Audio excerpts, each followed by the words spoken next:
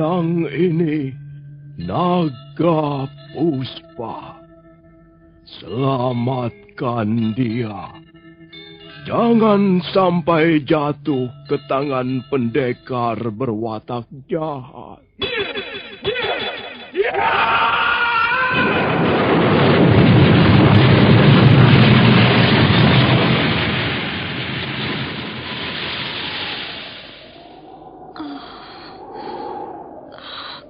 Kakang Kamandanu, kau masih juga tidak percaya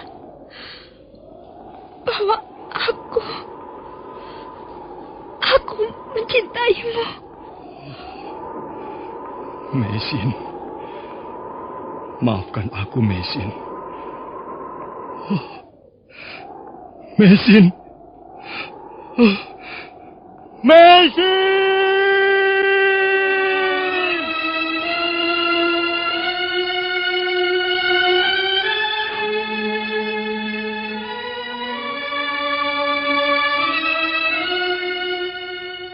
Tutur Tinula.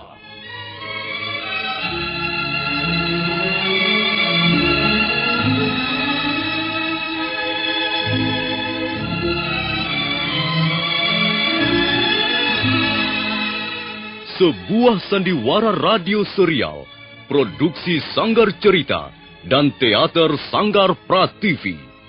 Sebuah kisah dengan latar belakang sejarah runtuhnya Singasari dan berdirinya Kerajaan Majapahit.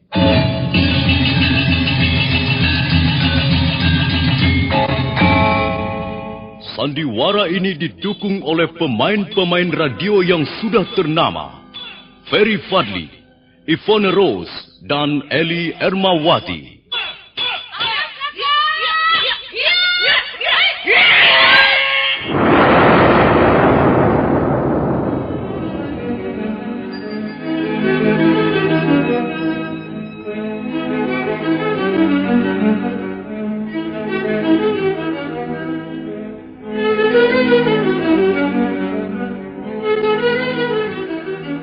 Cerita ini ditulis dan disusun oleh S. Tijab. Teknik dan montase dikerjakan oleh Rudi Tinangon dan Joko SP. Sutradara Y. Rudi Wartono. Kali ini mengetengahkan episode ketiga dengan judul Daun-Daun Bersemi Lagi.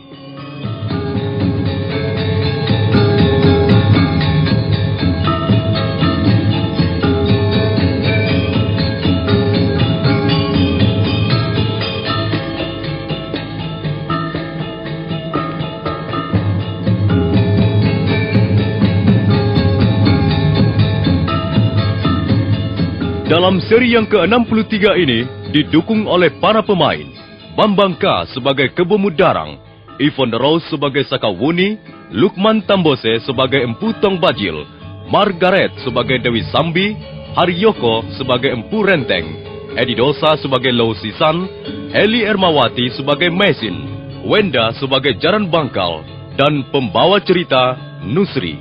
Selamat mendengarkan.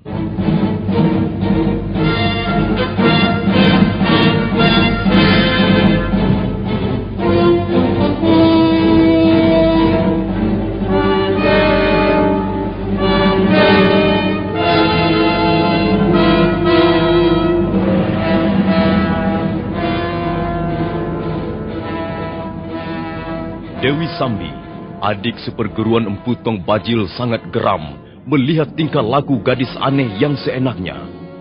Dia benar-benar merasa terhina dan diremehkan. Karena itu, dia tidak lagi mengindahkan peringatan Empu Renteng, kawan karibnya sendiri. Gadis edan itu harus kuhajar. Dia rupanya belum kenal siapa Dewi Sambi. Tenang, Sambi. Tidak usah kerusa-kerusu memperlihatkan hawa nafsu. Apa kau membela dia, Renteng? Apa muka dia itu? Sanak familimu? Sambi. Bukan. Dia bukan apa-apaku. Tapi kita semua melihat bahwa gadis gendeng ini mempunyai tingkat kemampuan yang memenuhi syarat untuk memperebutkan kursi 4 besar, Sambi. Tidak. Kalau dia menginginkan kursi 4 besar, Dia harus mengalahkan aku lebih dulu. Nah, ini namanya melanggar aturan main yang telah kita sepakati bersama, Sambi. Jangan begitu. Kita ini kelompok pendekar. Harus mau berbuat adil untuk teman-teman sendiri. Renteng, kalau kau belum juga pergi ke tepian sana, salahmu sendiri. Tunggu, Sambi. Kau mau apakan gadis cilik itu, ha? Akan kugilas dengan aji telapak wisa.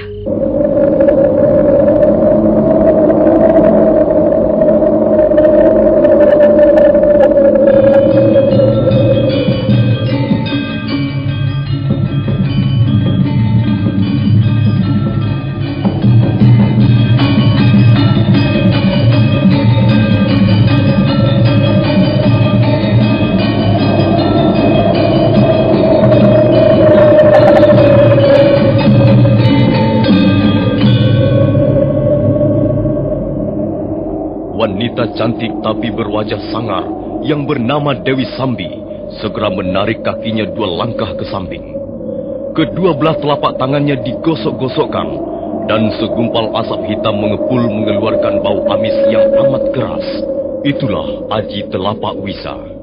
Ilmu pukulan ini sangat mengerikan. Siapapun yang terkena gebrakan bisa terbakar tubuhnya, hangus bagaikan digigit 100 ekor ular berbisa. Jangan, Sambi. Jangan gunakan telapak wisa. Renteng, kalau kau masih berdiri di situ, kaulah yang pertama kujadikan sasaran pukulan telapak wisaku ini. Kemudian setelah itu, dia, gadis sombong itu akan mendapat giliran berikutnya. Mengapa jadi begini, Sambi? Tahanlah dirimu barang sedikit, Sambi. Tidak. Kalau kau menghalang-halangi niatku, maka berarti kau membela anak setan itu. Sambi, aku tidak membela siapapun. Aku berdiri di sini untuk mewakili kepentingan semuanya. Renteng, jangan-jangan kau menjalin hubungan rahasia dengan gadis liar itu. Aku menjadi curiga. Jangan-jangan kalian berdua telah berkomplot. Sambi, kau jangan berkata sembarangan. Empu Renteng tidak mempunyai watak seperti itu. Sambi, agaknya kau menjadi bangga dan besar kepala karena aji pukulanmu telapak wisa. Nah, kalau tanganmu sudah terlalu gatal untuk menggunakan ilmu pukulan itu, janganlah menjadikan orang lain jadi korban. Aku, sahabatmu sendiri, Empu Renteng, mampu menahan telapak wisa. Kau menantang aku, Renteng. Kau membuatku tidak sabar, Dewi Sambi. Selama ini, kita berteman baik. Tapi kata-katamu itu sungguh keji, Sambi. Kau bermaksud memfitnah aku di depan mereka, para pendekar, bahkan di depan tuanku, Kebo Mundarang. Kalian ini sedang berbuat apa, ha? Kalian ini sedang berbuat apa? Kakang Bajil telah melihat sendiri. Renteng telah memihak pada gadis liar itu. Pada orang yang sama sekali belum kita kenal. Apakah kau mendapat kesan bahwa aku telah memihak pada gadis sinting itu, Kakang Bajil? Kita memang belum mengenal dia. Ya, tapi belum tentu dia bermaksud buruk, Kakang. Dan belum tentu dia bermaksud baik pada kita. Maka itu, kita jangan sampai lengah dan akhirnya menjadi tuan rumah yang kecolongan. Hei, gadis Edan, siapa kau ini sebenarnya? Tebak saja sendiri. Siapa kira-kira aku ini, Tuan Bajil? Lancang sekali mulutmu. Ingin ku remas-remas mulutmu yang mungil seperti mulut seekor tikus itu. Kau harus mau mengatakan siapa namamu, dari mana asalmu, siapa gurumu, dan ilmu apa saja yang kau pelajari kalau kau ingin bergabung dengan kami. Siapa namaku? Dari mana asalku? Siapa guruku? Dan ilmu apa saja yang kupelajari? Aduh, rasanya aku tak dapat mengatakan semua itu. Kalau begitu kau datang kemari hanya untuk mengacau. Mungkin kau mata-mata, mungkin penyelundup, mungkin tukang kasak kusuk yang sengaja dikirim kelompok tertentu untuk mengacau rencana kami. Aku tidak mempunyai alasan untuk mengacau rencana kalian. Tapi aku juga tak bisa dipaksa untuk menjawab pertanyaan-pertanyaan yang kuanggap tidak perlu. Kakang Bajil, ringkus saja gadis sinting itu. Kata-katanya semakin membuat kewibawaan kita merosot. Iya, benar Sambi. Dia memang harus diringkus. Ayo tangkap dia. Kalau Renteng membela, kalian tangkap dua-duanya. Tunggu.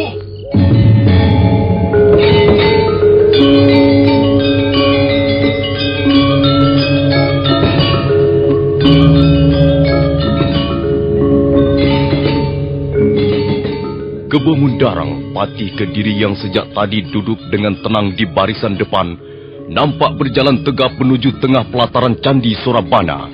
Pedangnya yang besar bergelantungan ketika laki-laki perkasa itu melangkah ke arah Empu Tong Bajil. Biarlah aku yang menyelesaikan perkara ini, Paman Bajil. Baik, tuanku. Silakan. Gadis cilik.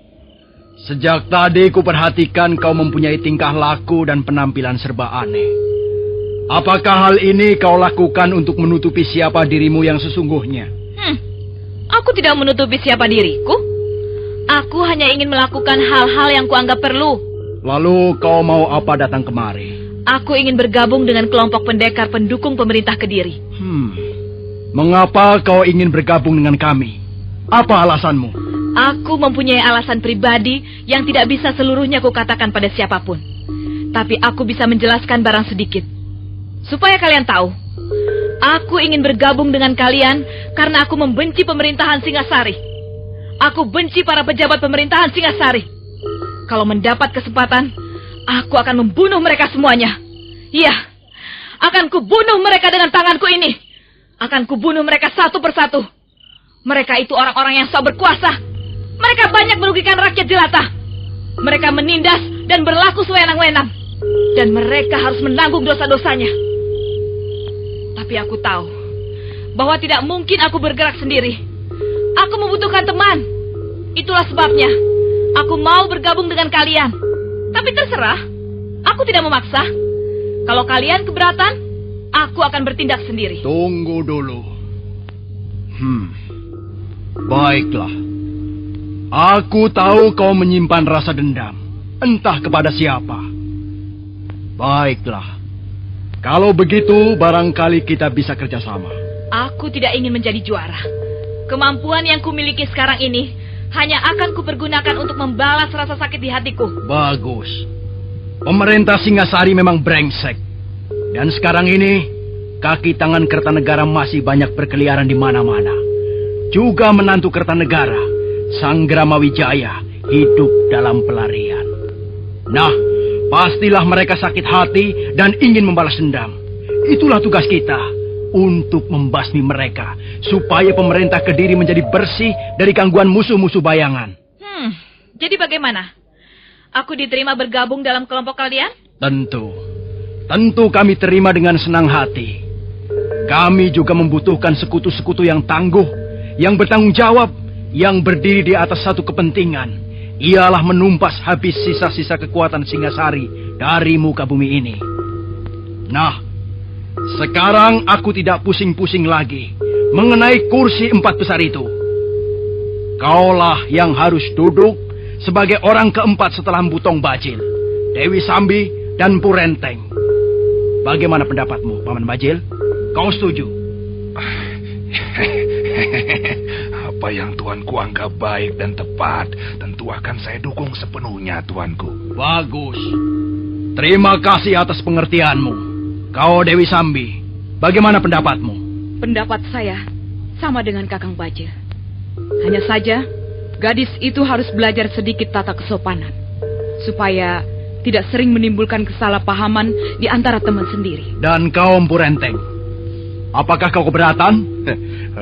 Sama sekali tidak, tuanku. Saya pikir gadis aneh ini bisa kita percaya kata-katanya. Dan bagaimana dengan yang lain? Apakah ada keberatan kalau gadis ini menduduki kursi 4 besar? Bagi yang tidak setuju, angkat tangannya tinggi-tinggi. Nah, tidak ada yang mengangkat tangannya. Berarti semua setuju. Nah, bagaimana aku harus memanggilmu anak manis? Tentulah kau mempunyai nama yang bagus. Katakanlah siapa namamu. Namaku Sakawuni. Aku berasal dari desa Tanibala. Hanya itulah yang bisa kukatakan. Apakah cukup puas? Baru saja gadis aneh yang mengaku bernama Sakawuni itu mengatupkan bibirnya. Mendadak jaran bangkal masuk. Ayo cepat, cepat jalannya. Ayo, kalian harus berlutut di depan tuanku Kebu Mundarang.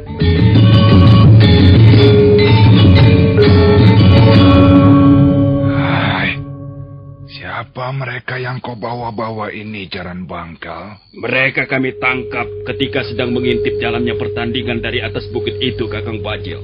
Kurang ajar.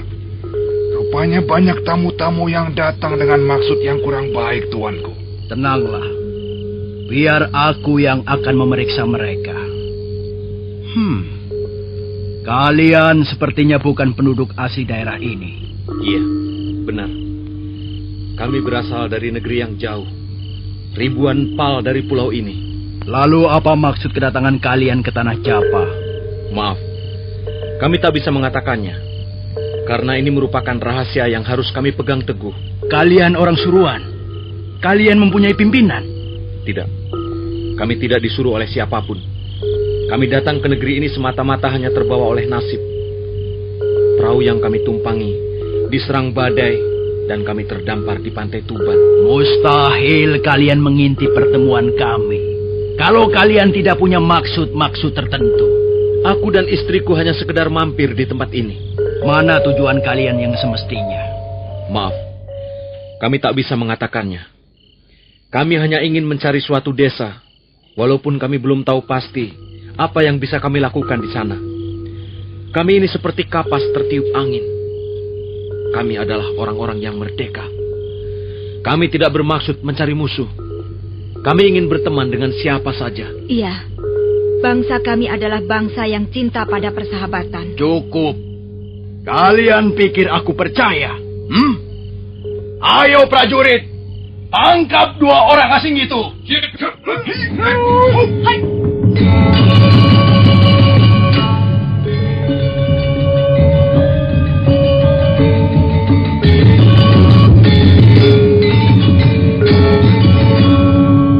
Tunggu. Mengapa kami harus ditangkap? Iya, apa kesalahan kami? Kalian telah mengintip pertemuan penting di bulan purnama ini. Dan itu berarti kalian menyembunyikan maksud-maksud yang tidak baik. Bukankah suamiku sudah mengatakan bahwa kami tidak bermaksud buruk? Kami tidak mencari musuh. Kedatangan kami di tempat ini tanpa tujuan apa-apa. Kami hanya sekedar singgah. Kalau kalian keberatan, baiklah. Kami akan pergi. Kalian boleh pergi, tapi setelah kami tangkap dan periksa. Sudahlah, Paman Bajil. Jelas mereka mata-mata musuh. Ayo kepung mereka. Tangkap, ringkus dan ikat tangannya.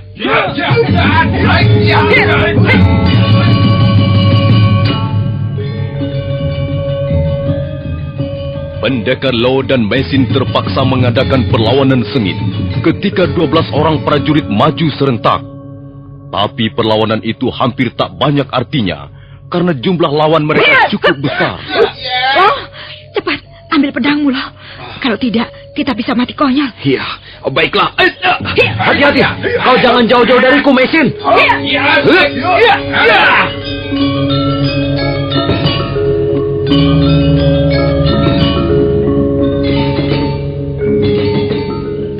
Baiklah, kalian memaksa kami untuk bertarung, dan aku tak bisa berbuat lain.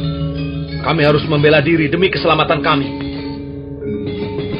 Selesai berkata, pendekar Lo segera meraba gagang pedang naga puspa.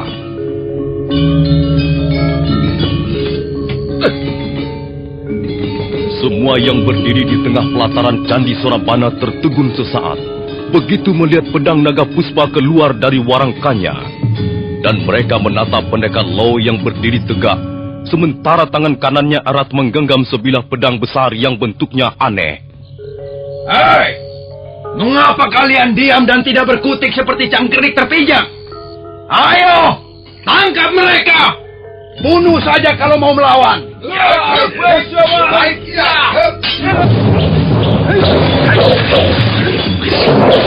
Pendekar Lo mengamuk. pedang naga puspa bergetar di tangannya, dan beberapa orang prajurit telah roboh bersimbah darah segar. Gelanggang pertandingan menjadi hingar-bingar. Potongan senjata bertebaran di pelataran candi. Wajah Kebo Mundarang merah padam melihat prajurit-prajuritnya roboh seperti batang pisang ditebang, seperti daun dipangkas ujung-ujungnya. Berhenti! Berhenti semuanya! Hai orang asing, kalau kalian terus melawan, berarti kalian menentang pemerintah Kediri. Sebenarnya kami tak menginginkan pertumpahan darah seperti ini. Tapi Tuan dan prajurit-prajurit Tuanlah yang memaksa kami. Jadi kalian tetap akan melawan. Kami tak mau ditangkap tanpa kesalahan. Kalau kalian tertangkap, kalian akan dihukum picis di tengah-tengah alun-alun Kediri. Tubuh kalian akan disayat-sayat dengan pisau dan dikucuri air garam. Kalian akhirnya pasti akan mati dengan penuh penderitaan dan kesakitan. Tapi kalau kalian mau menyerahkan diri secara baik-baik, barangkali pemerintah Kediri akan mempertimbangkan lagi. Barangkali kalian tidak akan dihukum picis. Kami tidak bersalah, Tuan. Karena itu kami tidak pantas dihukum. Kami bersedia mati demi membela kebenaran dan harga diri kami. Hai, dengar. Bukalah matamu lebar-lebar. Kalian sudah membunuh 8 orang prajurit Kediri. Dan kesalahan seperti itu harus ditebus dengan nyawa. Kami terpaksa membunuh mereka. Tuan sendiri melihat bahwa kami terpaksa, bukan? Sebab kalau tidak, merekalah yang akan membantai kami berdua di tempat ini. Kebo Mundarang nampak sangat marah. Dia hampir saja mengangkat tangannya untuk memberi aba, tapi mendadak Empu Bajil melompat ke depannya. Hop! Maaf Tuan Kebo Mundarang. Agaknya 2 orang asing ini ingin pamer kepandaian dan keberanian. Biarlah saya yang menangkap mereka. Sambi, coba lemparkan tongkat pencabut roh padaku. Baik, Kakang. Ini, terimalah. Hup!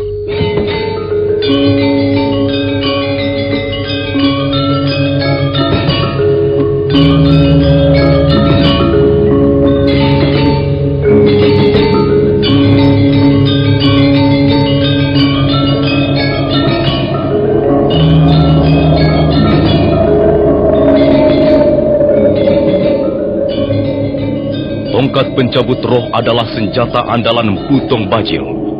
Tongkat itu bentuknya melilit-lilit seperti seekor ular dan bagian ujung dipasang logam yang menyerupai mata tombak. Kini tongkat pencabut roh itu sudah tergenggam di tangan pemiliknya. Nah, para pendengar sekalian, bagaimana kisah selanjutnya? Apakah akhirnya pendekar Lao dan istrinya bisa ditangkap dan dihukum picis di alun-alun Kediri? Silakan mengikuti seri berikutnya. Sampai jumpa.